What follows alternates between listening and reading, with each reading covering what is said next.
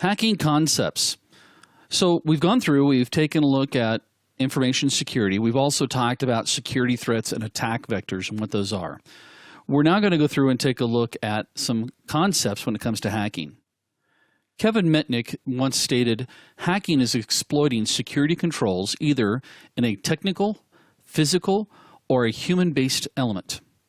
Now, if you don't know who Kevin Mitnick is, do me a favor and go off and do some research and find out who this guy is. This guy was probably one of the first, quote, hackers. For those of us that are old enough to remember, back in the old punch card days, you remember those days? Yeah. He actually got his start by doing some hacking with phones, and in particular, dealing with payphones. He became the FBI's most wanted cyber criminal at one point. And just like most of these guys, after he was caught, he served about 5 years in jail, and now he owns his own security consulting business.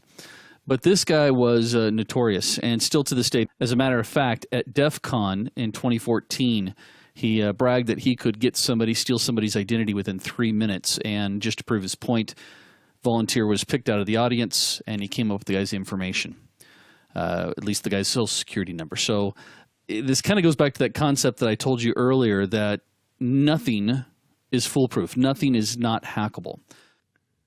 So in this module, we're going to go through and discuss the who, the what, and the where. Meaning, first of all, we need to understand what is hacking.